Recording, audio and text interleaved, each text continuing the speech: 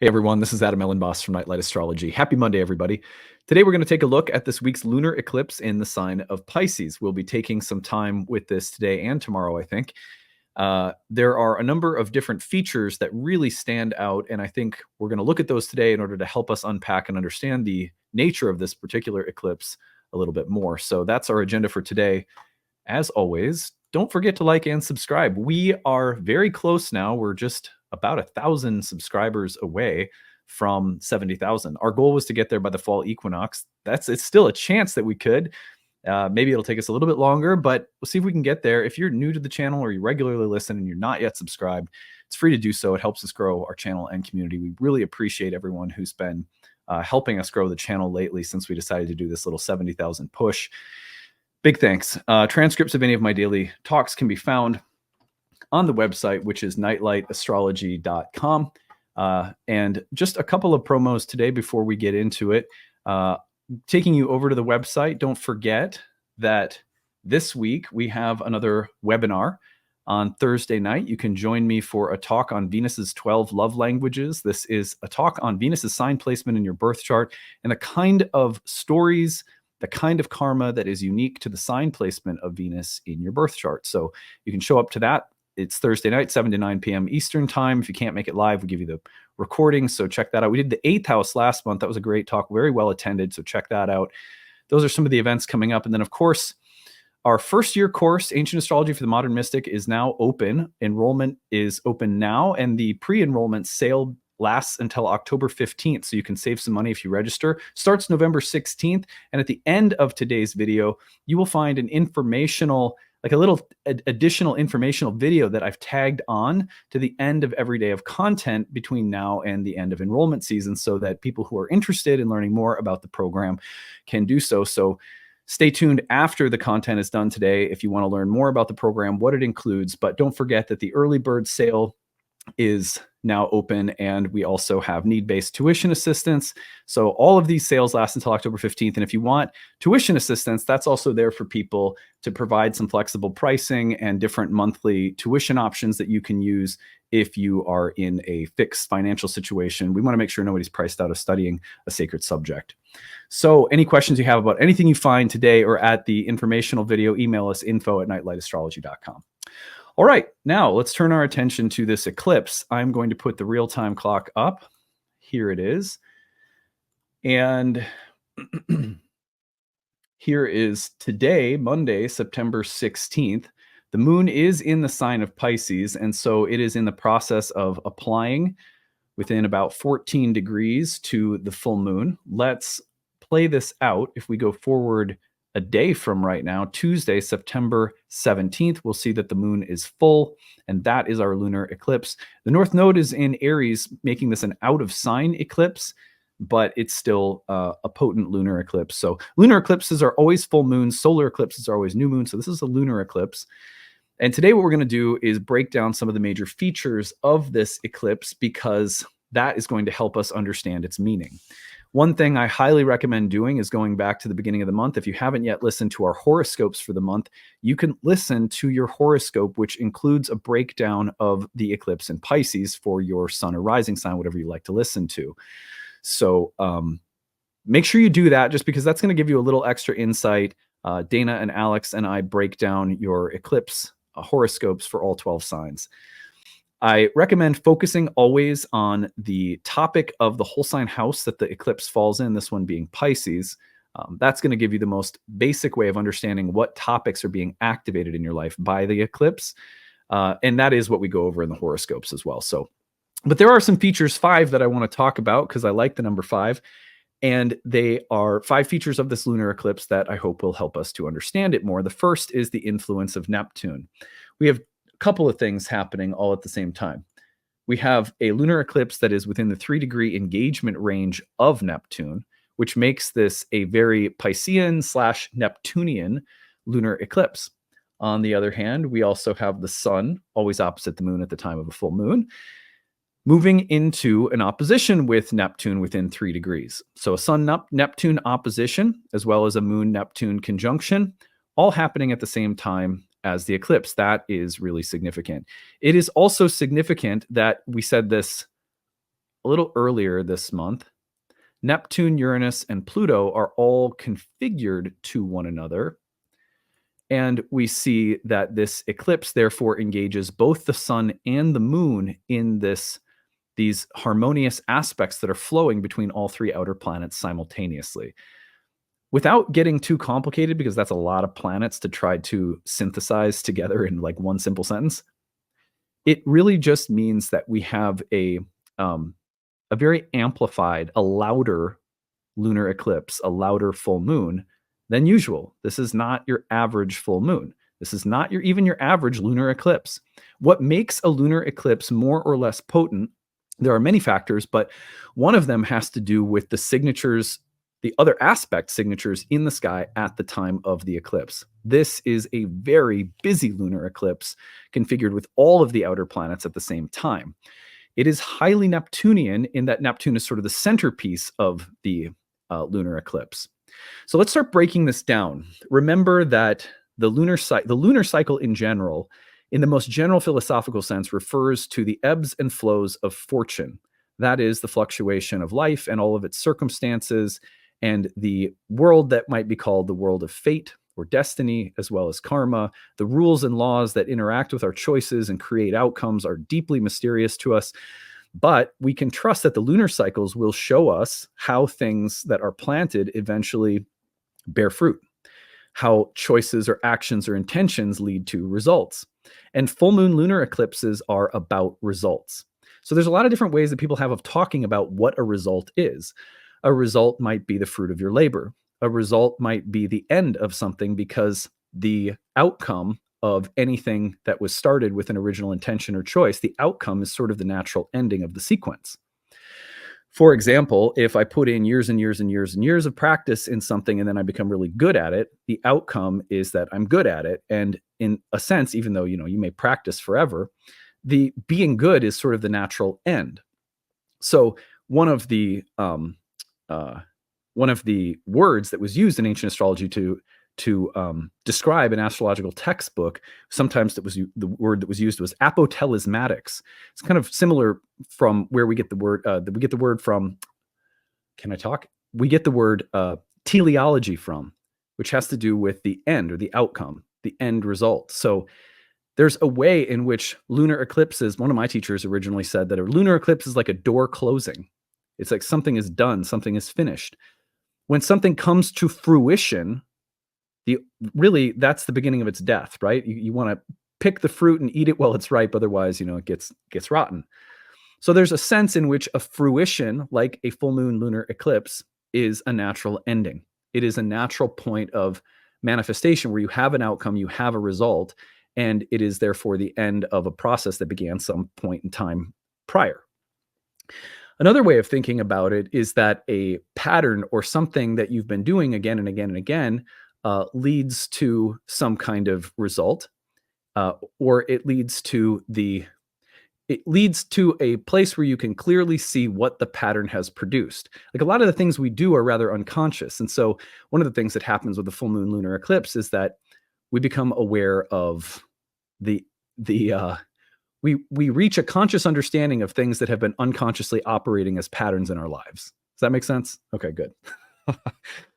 And another way of looking at a lunar eclipse is that the karma is ready to ripen, and in a sense, the karma is then thus done. So I say that because there's a very natural way in which when we reach the end of a cycle, we don't have to deal with a pattern any longer. Let me put the screen back up. I had to close something that was beeping. We don't have to deal with something any longer because it's come into our conscious realization and we've seen the results. And so we can change our pattern. We can make a new choice. So there's a way in which, lunar eclipses will bring things to a head. It's like, and then it's like a pimple, you pop it and then, and then hopefully it's gone. But there can be a way, in other words, in which the burning off of karma is indicated by a lunar eclipse. Now, sometimes the burning off of karma is also about the results that are difficult. For example, if you have treated your body very poorly, you may have health crisis with a lunar eclipse in your first house, for example. Not that you're going to have that happen to you if you have Pisces in your first house. I'm just saying it is one of the things that could happen with a lunar eclipse in the first house. Some kind of pattern of not taking great care of yourself, or some underlying health patterns that maybe come from your ancestry or genetics or whatever, that it's ready to blossom. It's going to show itself, and now you have to actually deal with something that's been cooking behind your sight. So the fruit can mean so many different things. What do we do with something that is appearing, that has history? Is it burning off? Is it delivering the goods? Wow, you've done this work. Now you're reaping what you've sown. There's a reward. Totally possible for lunar eclipses. At the same time, doors closing, endings, karmic realizations that crystallize, and that you have to move on because you've come to some realization about something. So when we have that in mind, we have the basic way of understanding a lunar eclipse. Now, the results of an eclipse do not happen on the day of an eclipse for the most part. They happen around the time of an eclipse. So the eclipse may happen a couple days after that these kinds of events happen, but they often take place even a couple of months before all of the kinds of things that we're discussing right now actually occur. The lunar eclipse is sort of like signaling the end is near, the blossoming is here, but here is relative. It means it is at hand somehow. And that's why we always give eclipses the window of, say, 3 to 6 months. I think that's safe, as long as the nodes of the moon are in the same sign even. We haven't had the North Node move into Pisces yet. And so in a way, this is something that is probably ongoing for another year and a half. These shifts that happen in that whole sign house of Pisces in your chart that begin with this eclipse, in other words, will have a lot more story to tell. Then we get the influence of Neptune. It's like, okay, well, now we have this very Neptunian moment and a Piscean moment.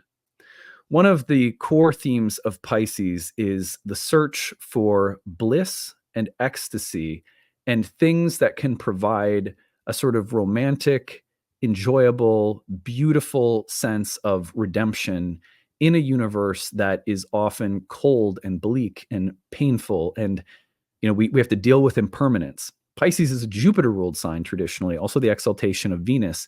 That is a very hopeful sign, but that's looking for redemption amidst the turmoil and difficulty of life. This is why, for example, one of the best qualities about the sign of Pisces, psychologically speaking, is like compassion, forgiveness, sweetness, understanding, because there's nothing that helps us redeem our difficult experiences, the darkness within ourselves, than someone forgiving us, or someone having compassion or forgiveness. We're doing those things for ourselves. There is nothing more redemptive than, looking for, seeking out beauty and meaning that uplifts and makes us feel like we are in a beautiful, magical, mysterious, miraculous universe. So Pisces is such a romantic at heart, seeking for those big things that can redeem and hold and beautify existence. So in this eclipse, there is something here that's really important for us when it comes to karmic blossoming that is tapping into that theme of the biggest, most hopeful, beautiful things that we seek, that we want to connect with or create. And insofar as any of us are experiencing a lack of those uplifting, universal, compassionate, beautiful, divine, inspired, mystical themes in our lives, this is an eclipse that will say it's lacking. You have to create more of it. And in order to do so, you have to make these changes. And you're realizing this because some kind of karma is blossoming. Neptune participates and amplifies these same things, which is why modern astrologers very intelligently, I think, associate Neptune with Pisces. Set aside questions about rulership. Technically, it's a nice association for the same reasons, right? Neptune often embodies the exact same qualities that we're describing about the sign of Pisces through Jupiter and Venus's lens. Anyway, so we have this search for redemption and beauty and connection. And I'm looking at this, for example, in the 11th house of my birth chart, because I'm a Taurus rising, which you can actually see on the screen right now. Just to give an example, if you're a Taurus rising like myself, you might be looking for these things in terms of the community that you're with, or you create, or the friends that you have, or the social groups that you belong to. And you may be saying, to whatever extent this there needs to be more of this. Things are happening right now that are making me aware I need to find more of this, right? Now, on the other hand, the Neptunian influence can also perhaps have us realizing to what extent any of our longings are unhealthy or delusional or escapist, because the shadow side of Pisces and Neptune is that we can seek out those big universal experiences of redemption, hope, beauty, love, mysticism. We can seek them out in ways that are impatient and regressive and maybe codependent, or we could become addicted to drugs or alcohol. We can seek out, in other words, poor substitutes for the actual experience of bliss, hope, beauty, redemption, compassion. We can feel sorry for ourselves and do drugs, and become codependent. We can, in seeking out a salve for the wound of existence itself, we can look and find some very poor substitutes for real, genuinely connected things and people and themes. Like, this is the heroin addict, this is, and I'm not trying to shame anyone, right? It's just, this is where we find ourselves often, is that it's a struggle to find those things. And so sometimes we say, I just need a way out. So rather than finding divinity and community and forgiveness and compassion, and instead of finding practices that bring serenity into our minds and our lives, we reach out for things that delude and cloud our consciousness and so forth. So to whatever extent we've been deluded, to whatever extent we've been demonstrating a pattern of escape, or to whatever extent we have been looking for or utilizing things that are not really good for us, that don't really solve the problem of pain, to whatever extent we've been acting like a victim, to whatever extent we've been feeling sorry for ourselves and choosing to escape rather than work to find the real version of the best things in the world, that is the extent to which this eclipse will come along and act as a process of disillusionment. Oh, that's not really working. This isn't really what connects you to those high, mystical, beautiful planes of experience. This is how you're deluding yourself. This is where you need to be more real. Real doesn't mean that you don't deserve the most beautiful, magical things in the universe. It means that you deserve the real version of them. And that is usually found through a willingness to bear suffering and not and come to find out that it's not polar opposite happiness. That there's a way in which passion and suffering and acceptance and surrender and humility, these deep Piscean themes, are the gateways to bliss and beauty and magic. They come hand in hand. So this eclipse brings us toward these qualities. If we've been deluded, if we've been deceiving ourselves, if we've been cloudy, it will ask us to get real, to awaken, to clear the fog. To whatever extent we need more of these things, and our life has been lacking the watery element here that we're talking about, we will have some kind of inspired sense of what is possible and what we actually need, what will actually fill our cup with real water, living water. So these are some of the things that I would watch for through the influence of Neptune. Number 2 is an approaching Venus-Pluto square. The thing is that these realizations and this shift in consciousness that we're describing is coming along with some very significant changes or challenges in relationships. They could be social, they could be professional, it could be marital, it could be your friends. But the fact that this all happens and then we see an imminent square between Venus and Pluto suggests that there is some examination of relationships, of the fairness, of the equal, of the give and take, of what is fair and good and right within your relationships. That this awakening of Neptune, this need for Neptune, and this need to set aside anything we've been deluded by, will immediately have an impact on our relationships. And that square carries very quickly, it carries into its perfect, the perfection of that square, comes September 22nd. So we're talking about just days after the eclipse. So Consider that.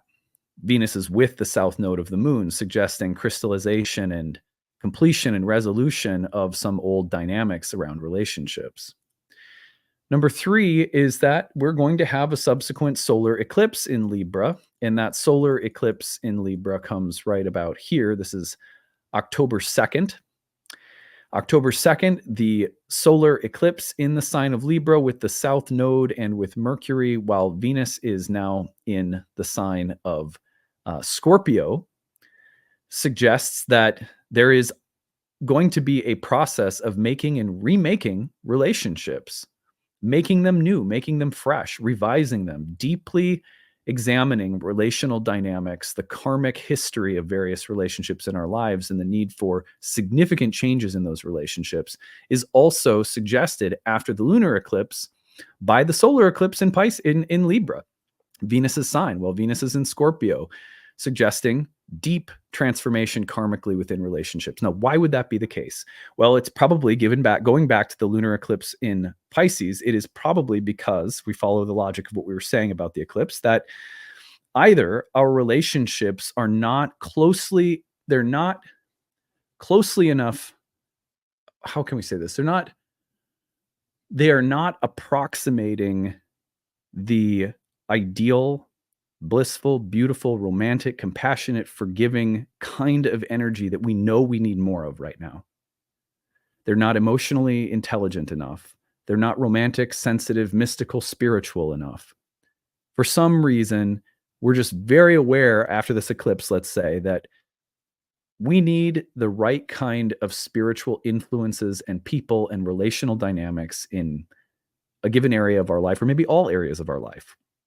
And so Venus-Pluto square, solar eclipse in Libra with Venus in Scorpio, we're going to get an opportunity to forge new relationships or to deeply revise existing relationships so that there is more there emotionally, spiritually, psychologically, that there is greater depth, that there is greater vulnerability, that there is more truth, that there is less deception, and that there is a greater openness to spirit. That's what I see coming through given these events in sequence. Number 4 is that at the time of the eclipse, there is also a Mercury Saturn opposition. So I want you to notice that at the time of the eclipse, Mercury in Virgo is also opposing Saturn in Pisces. This suggests Mercury and Saturn, when they are opposed, usually represent a limit, a decision, a crossroads, having to weigh things carefully and make very serious judgments, or having to consider or weigh different kinds of information. So I also see this as although it's such a Neptunian full moon, given everything that comes after it, and even given the Mercury Saturn opposition, the realizations, as beautiful and ethereal as they may be, are going to cause us to look at things very carefully and to weigh and make very careful judgments, or to discern things very carefully, or to be at some kind of crossroads. I suspect that crossroads will entail some difficult conversations and some clashing or real differences of values, or strategies or agendas or values or visions. And that we're going to take that kind of information and the impasse that we may find ourselves at, and we're going to have to think about what we want to do going forward, and whether or not diplomatic solutions are available to us, or if we're going to have to bow out of certain relationships. And I can see Mercury Saturn really emphasizing the same thing. But it also just calls to mind the rigidity of the mind versus the openness of the mind. Mercury Saturn oppositions are like that. It can be about strictness mentally. It can be about communication and limits in communication. It can be about trust and surrender versus the rational mind. So there's some interesting tensions that come up at the time of a very Neptunian moment that could also sort of pit the sensual and otherworldly dimension of the eclipse against the very rational qualities of Mercury in Virgo. And then finally, what we're going to see closely following the lunar eclipse is after Venus squares Pluto, she moves into Scorpio, and then throughout the next month, after we get the eclipse in Libra on October 2nd, then we have very close, not perfect, but very close grand water trine. We've got Mars, Saturn, and Venus going through a grand water trine. This coming on the heels of a solar eclipse in Venus's sign, with Venus engaged with the malefics, all in water signs, to me suggests very challenging, very sensitive, very vulnerable emotional territory to be navigated on the heels of the eclipse. What could that be but relationships with family members, with friends, with coworkers, within a community? Wherever it finds itself, it will be deep. There will be a lot of big feelings on the table, and we will be having been forced to consider these larger Neptunian and Piscean goals, values, wishes, hopes, dreams. It's going to move some things at a very deep level, and the fallout and the next month has a lot of emotional charge behind it with this grand water trine. Can things get done? Yes, but will it be difficult? Yeah, there's going to be some hard feelings. We can see that because we've got Saturn and we've got Mars and Venus both debilitated. We've got Saturn retrograde, but the three are all trining one another. So can something constructive come out of this? Yes, but it's going to be deep and probably edgy and not so easy places to go emotionally. But we have to, because this dream or vision coming off from the Neptunian lunar eclipse is giving us a picture of where things could be, of what the bigger, most beautiful themes are, and what the difference is between those beautiful visions and things that are just false, or things we're being deceived by. And the fallout from that is going to have a major impact on various relationships, and then the emotional dynamics that follow are pretty intense. I think that this represents some amazing potential for healing within relationships and for the growth of very important themes psychologically and emotionally, that relationships can grow spiritually, emotionally, psychologically in the next couple of months, and that the relationships we choose to form and those we choose to end are going to help us more closely approximate our spiritual values, especially, and parse through what is real and what isn't. Okay, just some thoughts. It's always like looking at a painting, and as an astrologer, I'm giving my impressions of the painting, but I would love to hear yours. What do you get when you look at some of these signatures? Tomorrow we'll be back to look at the eclipse a little bit more, and I'm going to remind you of some of the topics of the houses in tomorrow's talk and say a few more things about the eclipse. Don't forget again to check out your horoscopes for September at the beginning of the month. Go back in the videos. It's posted at the top of the YouTube channel as well, because then you'll get a little breakdown of your horoscope, and that might be helpful if you haven't heard it yet. Okay, that's it for now. I hope you're having a good one, and stay tuned after I log off. There's an informational video you can listen to next about the first year course that starts on November 16th. The pre-registration sale is on now and runs till October 15th. Bye. Hey, everyone. I'm glad that you're sticking around to hear more about the Year 1 program that's coming up. The program starts on November 16th of this fall, and I am here today to tell you all that the program includes and why I think you really like it if you're thinking about studying astrology. So a few practical details about the course as well. The class begins November 16th, as I mentioned, but it takes place on Saturdays from 12 to about 2 or 3 p.m. Eastern time.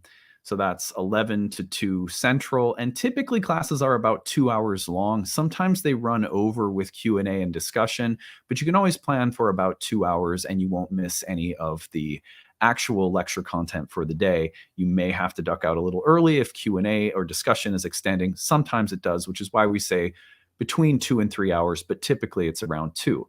All of the classes are recorded, so if you can't attend live, you are more than welcome to watch the recordings at your own pace and on your own time. You have lifetime access to the recordings, and everything is housed on a student website. I want to actually give you a just a little preview of what that student website looks like. So I am going to open up my own version of Thinkific, which is the platform that we use. So here's are some of my courses. These are all the nightlight courses I teach. You can see on the page. But I'm going to tune into, let's go to Nightlight 28, which is the section that began in June of 2024. So here you're going to see that we have orientation instructions, course information, class links, and calendar. Everything you need to know how to access the course is there, and you'll have a version of this in your own panel that you get set up with when you enroll. And then our lessons are laid out. So lesson 1, we have the video, the audio, the slides, the transcript. We have the Q&A box transcript so you can see what people were saying in the chat box during class. We have flashcards. We have a workbook. We have planet and sign glyph flashcards. We have bonus material, videos that we like from YouTube that we link you to. Say, check this video out, check that video out. They go along with some of the things we talked about in class. So every lesson has material for you to go as far as you want with, but the main thing is the video, audio, slides, transcript, etc. are all listed there so that you can download and watch it on your own time if you can't attend live. Again, the live classes do happen on Saturdays for this cohort, starting November 16th. That is our first day of class. And then going forward, it always meets on Saturdays, and we give you the class schedule to map out. And the breaks that we have, the study sessions that we have, everything's mapped out on the class calendar for you. So those are just a few practical details that, just to kind of start us off with. So I'm going to take you over to the website, which is nightlightastrology.com.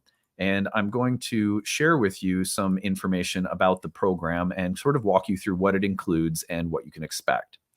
So it is an almost year-long program. We typically finish between 10 and 11 months out of the year. It can depend a little bit on some of my teaching and scheduling, because sometimes I teach at conferences and it may delay some of our modules by a week or something like that. But it's typically around 10 to 11 months that the program lasts. So we call it our first year program. At Nightlight, we have a program for absolute beginners. You may want to check that out if you are like brand spanking new. That would be 8 to 10 hours of content that's really meant to set you up for the first year course. We sort of assume that if you're coming into the first year program, you already know a little bit about astrology. For example, you have some familiarity with the signs, planets, and houses. Maybe you know what aspects are, but you want to learn more about what they are. But if you are really at the very total entry level space, then try Astrology for Beginners. And when you take that, you could do that right away and then join the first year course in November, and you'd be perfectly set up for it. But anyhow, in this program, over the course of about a year, we work through 30 lessons that I lead. And those lessons are all 2 to 3 hours each, including lecture, a little break, and a Q&A portion where we open up for people to come on mic and camera and ask questions and have an interactive discussion about the material for the day. The program is broken into modules that cover a variety of topics in ancient Hellenistic astrology. That is the earliest era of horoscopic astrology. And so if you don't know a lot about the different schools of astrology, Hellenistic astrology is going to be the kind of astrology that you see a lot of astrologers practicing nowadays. It's become more popular in the last 30 years or so. And that is due to the fact that a lot of ancient texts with some of the original techniques of horoscopic astrologers were recently translated into the English language, and it's created this renaissance in terms of the use of ancient approaches to astrology. I have a background in modern psychological, archetypal, and evolutionary astrology, and so of course I bring those things to the table, but the course is primarily focused on the excavation of ancient techniques and the spiritual philosophy that ancient astrologers also espoused. The closest thing that I can tell you to what that looks like is, ask this question: do you resonate with the philosophy that you hear me take on my YouTube channel? If so, then you're going to love this course in terms of its philosophical and spiritual approach, because the spiritual approach to astrology that I teach is really at the heart of the program. And that's a big part of my life. I approach astrology from a spiritual standpoint. It doesn't belong to one religion or one particular school of thought, but you will hear me talking about things like the soul, the belief in the transmigration of the soul. You'll hear me talk about the need to be soul-centered in our client approach to counseling in astrology. You'll hear me have an appreciation for psychological dimensions of astrology, but also ancient astrology is really very, very good at developing your predictive capacity. We talk about what kinds of predictions are appropriate, how to make appropriate predictions, how to be the right kind of astrologer for our clients without inducing any fear. So there's a lot of care that goes into the development of this craft. But ancient astrology is really amazing when it comes to honing your predictive abilities. And then what you'll find is in this program, there's also a pretty significant emphasis on the psychological dimensions and client care. Anyhow, we go into the roots of ancient Hellenistic astrology and its techniques in this program, and the 30 classes are broken into modules. We work through the history and philosophy. We work through planets, houses, signs, aspects, essential and accidental dignities. And then we get into approaches to the delineation of natal charts. And then at the end of the program, almost a third of the program is dedicated to live client readings, where you're going to see me meet with a person and apply what we've been studying for an hour-long reading. We take a break, we come back, and then we workshop. How did I do that? Why did I make these choices? How did I handle this or that came up in the reading? And it becomes easily the favorite part for most students of the entire program, because by that point, you've got so much theory that you're really ready to see it put into action. We alternate those live client practice sessions with hands-on practice, where students get to bring chart questions into class that we work on. And that's also something that most people really love.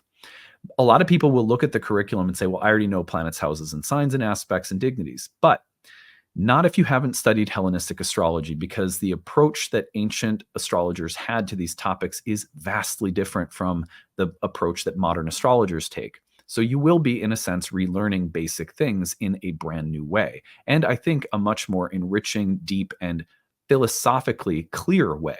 It's really nice to know the why behind things.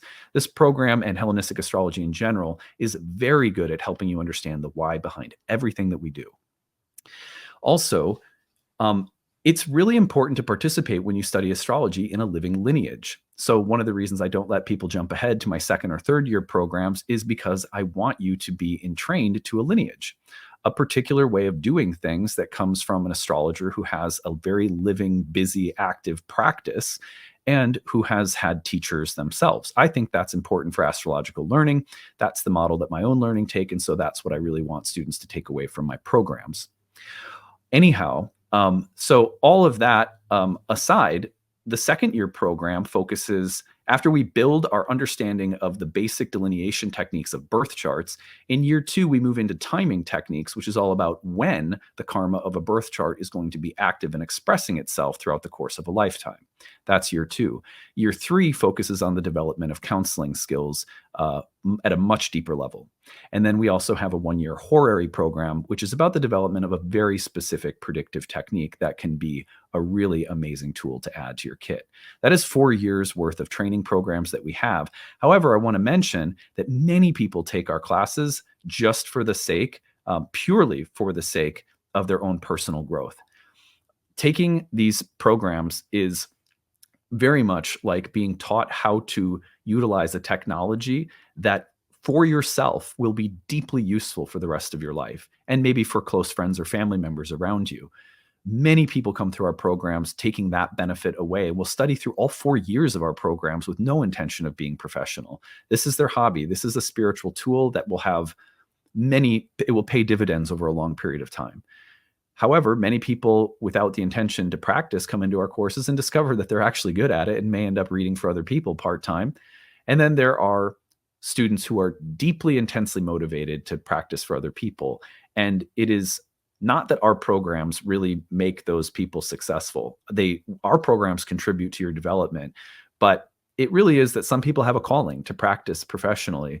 And these programs are designed to give you all the tools you need to develop that confidence and to develop a really coherent set of tools and to entrain yourself to a lineage, which you can also develop your own unique style out of. So those are some of the kinds of people that take our programs, you might say. So the 30 classes on the year are then broken into modules. And in between modules, we have 2 course directors who are present in all of the classes, and they lead breakout tutoring sessions where you can come in and review or ask questions about the module that we've just completed, which is usually anywhere between 2 and 3 classes each. So those breakout study sessions led by our tutors are outside of the 30 classes and very useful. A lot of people like to attend those because they also offer opportunity for community and just lively conversation. We also have 12 online webinar classes led by guest teachers that we host throughout the year. Those are free, and if you can't make them live, they're all uploaded into your student folder. You also have an interactive group forum discussion staffed with tutors who typically respond to questions that you have about the material within 24 hours. So if you can't attend a tutoring session or you just have a random question on a Tuesday night, you can pop it in there and you'll get an answer. We also have a ton of bonus material, optional quizzes, flashcards, tons of supplemental material that is there to help people go as deeply as they want. We have a reading list that is expansive. And that reading list, we don't expect anyone to accomplish. It's more so a resource that we give you saying, here, if you want to know all the things I've read, if you want to know all the things that I love, if you want to know all the things I recommend, here's a master list of everything for each lesson. You could go, PhD level if you wanted to and read thousands and thousands of pages, or you might find that there's just one extra book that looks really interesting and you want to pick it up. But we pride ourselves on making sure you have a ton of resources. You have lifetime access to all the class recordings. You can email our staff or me throughout the year with questions, and my staff will also defer to me in the case that they don't know the answer to a question. So that is what the program includes. It starts November 16th. If you would like to join, at the bottom between now and October 15th, our early bird payments are available. So that saves you some money off the cost of the course. There is a 12-month installment plan that is cheaper than our normal plan, a one-time payment that's significantly cheaper than our normal one-time payment. So you get these little sales that we do until October 15th. We also have need-based tuition assistance. So if you are someone who would like to take this program, but you are on a fixed or tight budget, we have an application there. Click apply now. Just tell us what you need. We give a range. We say between this dollar amount and this dollar amount, what can you spend? And then we set you up with a plan for that tuition number per month. And that is available for anyone. We ask people to apply early because those spots are limited, but we are really accommodating. We try to make sure that nobody's priced out of a spiritual education. Like, this topic should be very accessible for people because I believe that the divine is speaking through the sky, and like anyone should have access to understanding what it's saying, right? So anyway, that is a bit about the program. I hope that this has been useful for you. If there are any questions you have, you can look over the curriculum content on the page, on the year one page. There's more information there. Check out the FAQ section for more questions. Email us info@nightlightastrology.com. And I hope to see some of you in class soon. I think this is going to be a really powerful program because it's also starting right as Pluto's moving into Aquarius. And within the year, we're going to have a Uranus-Pluto trine with Uranus in Gemini. These Aries signatures and the connection between Uranus and Pluto make for a very powerful year to advance our understanding of astrology. So it's a great election year for studying. And I hope to see some of you in class soon.